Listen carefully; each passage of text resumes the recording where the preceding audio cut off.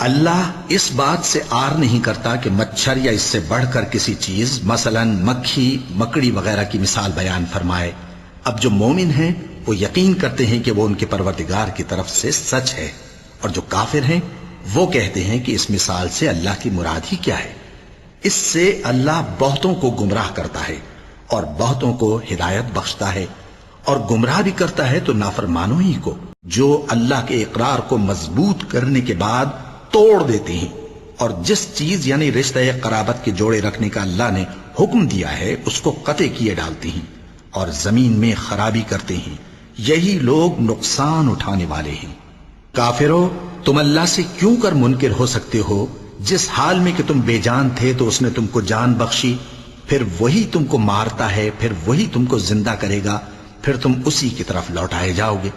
وہی تو ہے جس نے سب چیزیں جو زمین میں ہیں تمہارے لیے پیدا کی، پھر آسمانوں کی طرف متوجہ ہوا تو ان کو ٹھیک ٹھیک 7 آسمان بنا دیا، اور وہ ہر چیز سے خبردار ہے۔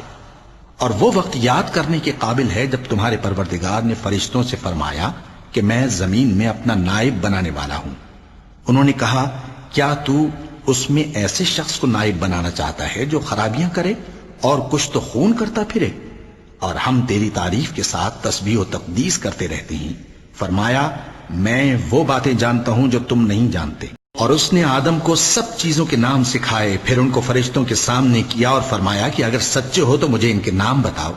انہوں نے کہا، تو پاک ہے، جتنا علم تو نے ہمیں بخشا ہے اس کے سوا ہمیں کچھ معلوم نہیں، بے شک تو دانا ہے، حکمت والا ہے۔ تب اللہ نے آدم کو حکم دیا کہ آدم، تم ان کو ان چیزوں کے نام بتاؤ۔ سو جب انہوں نے ان کو ان کے نام بتائے تو فرشتوں سے فرمایا، کیا میں نے تم سے نہیں کہا تھا کہ میں آسمانوں اور زمین کی سب پوشیدہ باتیں جانتا ہوں، اور جو تم ظاہر کرتے ہو اور جو پوشیدہ کرتے ہو سب مجھ کو معلوم ہے۔ اور جب ہم نے فرشتوں کو حکم دیا کہ آدم کے آگے سجدہ کرو تو وہ سب سجدے میں گر پڑے، مگر شیطان نے انکار کیا اور غرور میں آ کر کافر بن گیا۔ اور ہم نے کہا کہ اے آدم، تم اور تمہاری بیوی بہشت میں رہو اور جہاں سے چاہو بے روک ٹوک کھاؤ پیو، لیکن اس درخت کے پاس نہ جانا، نہیں تو ظالموں میں ہو جاؤ گے۔ پھر شیطان نے دونوں کو اس درخت کے بارے میں پھسلا دیا اور جس عیش و نشاط میں تھے اس سے ان کو نکلوا دیا۔ تب ہم نے حکم دیا کہ بہشت بری سے چلے جاؤ، تم ایک دوسرے کے دشمن ہو، اور تمہارے لیے زمین میں ایک وقت تک ٹھکانہ اور معاش مقرر کر دیا گیا ہے۔ پھر آدم نے اپنے پروردگار سے کچھ کلمات سیکھے اور معافی مانگی تو اس نے ان کا قصور معاف کر دیا۔ بے شک وہ معاف کرنے والا ہے، بڑا مہربان ہے۔ ہم نے فرمایا کہ تم سب یہاں سے اتر جاؤ، جب تمہارے پاس میری طرف سے ہدایت پہنچے تو اس کی پیروی کرنا، کہ جنہوں نے میری ہدایت کی پیروی کی ان کو نہ کچھ خوف ہوگا اور نہ وہ غمناک ہوں گے، اور جنہوں نے اس کو قبول نہ کیا اور ہماری آیتوں کو جھٹلایا وہ دوزخ میں جانے والے ہیں اور وہ ہمیشہ اس میں رہیں گے۔ اے آل یعقوب، میرے وہ احسان یاد کرو جو میں نے تم پر کیے تھے، اور اس اقرار کو پورا کرو جو تم نے مجھ سے کیا تھا۔ میں اس اقرار کو پورا کروں گا جو میں نے تم سے کیا تھا، اور مجھی سے ڈرتے رہو۔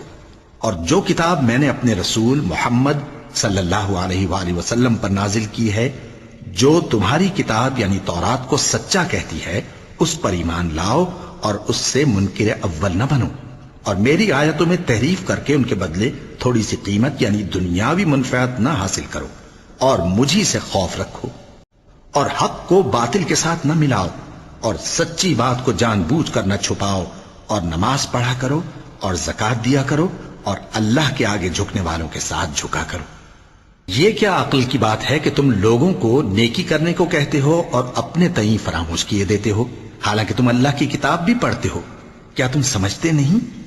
اور رنج و تکلیف میں صبر اور نماز سے مدد لیا کرو، اور بے شک نماز گراں ہے، مگر ان لوگوں پر گراں نہیں جو عجز کرنے والے ہیں، جو یقین کیے ہوئے ہیں کہ وہ اپنے پروردگار سے ملنے والے ہیں اور اس کی طرف لوٹ کر جانے والے ہیں۔ اے یعقوب کی اولاد، میرے وہ احسان یاد کرو جو میں نے تم پر کیے تھے، اور یہ کہ میں نے تم کو جہان کے لوگوں پر فضیلت بخشی تھی۔